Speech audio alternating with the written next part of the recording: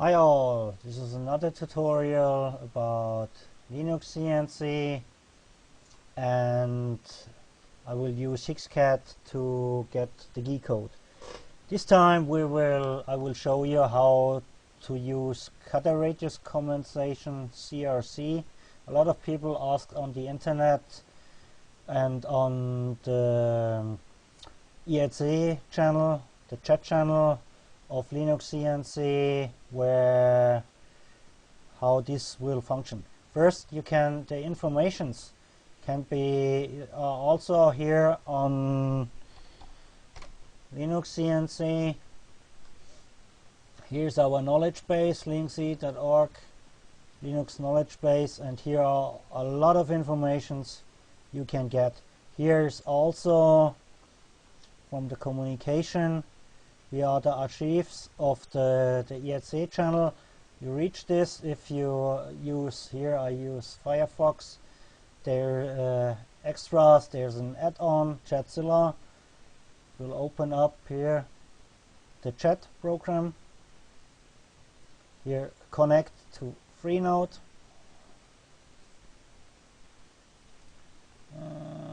Disappeared.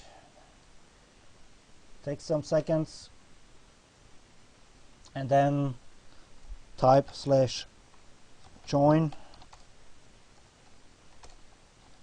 Linux CNC, and here are a lot of people. Here, let's see the header, now 112 people inside. A lot of people can help you, so join us on this channel and we will see. Now back to the problem. I pre-generated a little file here. This is all about what we are now doing. You generate a G code. Here the G code itself represents the sketch you're sketching, here 20 by 20, and the offsets here G41 and G43. This is the height offset. Represent, let's go here, the tool table.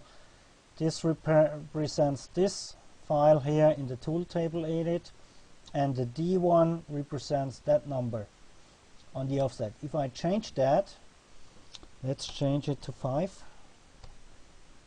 Save. I need to start a machine. Reload the tool table and reload the G code, and you see it will change. The toolpath will change. There's no need to change your G code. So you can mill exact path. So now, how is this done? First of all, I use HixCAD just to make the sketch.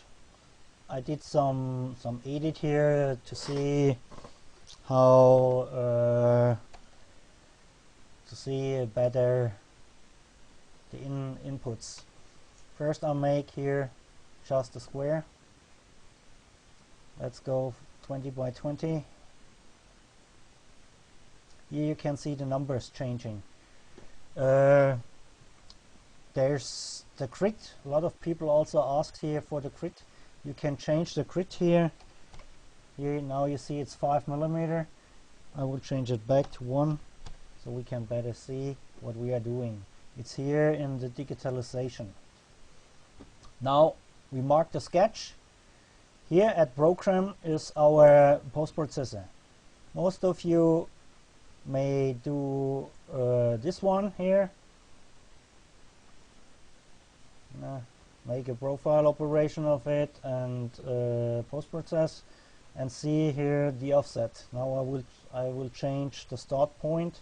You can change here the points where you're in and out.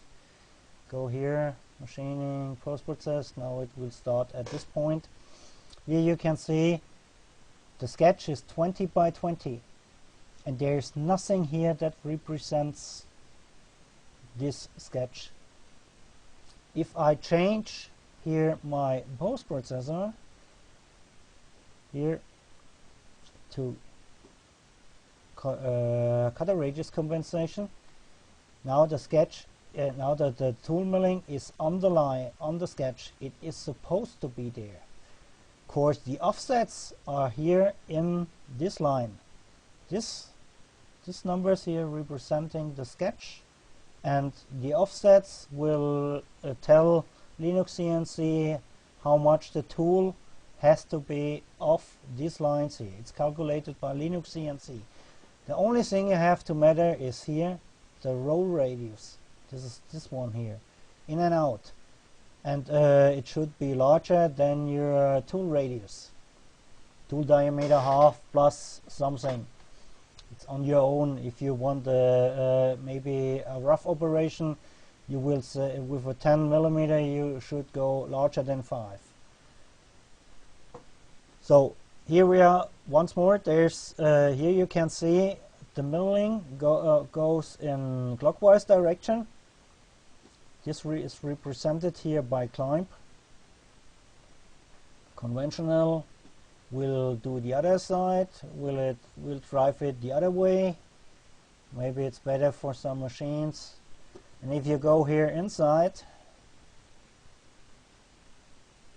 it will mill the part inside, not outside. Okay, we stay outside and stay climb, machining, post-process. It doesn't matter what tool is loaded. The only thing is the roll radius. Now, of course, you have to put your deep here inside, and you can also take some extended, so it will start maybe here if you get at 5 millimeters. It's good for some sketches. So I save this. Save. Did we? Yeah, we did. Yeah, we did all here. Now correct the offset in the set direction and the offset for the tool to mill outside.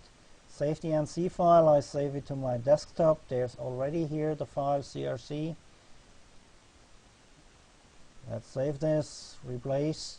So now I got a problem. Of course, my machine is a Haas machining, and it needs here the O word, and Linuxcnc does not like the O word. So I close this down. Don't save it. Close also this down. Now if I say open from desktop CRC, it will give me an error. Of course, there is the O word inside here. I shut this down, save, and say reload, and there we are. Now I need to get this aligned some way. Here you can see the H1. This is the tool table here in file tool table. Here's this is in German. I'm a German guy here, and this is representing the set offset. The graphic will not show you the set offset. It will only show you here this diameter here, and you can change. Does not matter what tool number. You can use all these lines here, 1 to 99,999 for offset. Each tool can have every number for offset. So in practice I use tool number 1.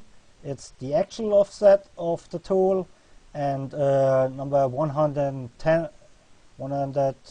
to 110 are roughing offsets, or used for more precise operation. If I change this here now to 4, save the file and reload the tool table and reload the game, you see the toolpath is moving in.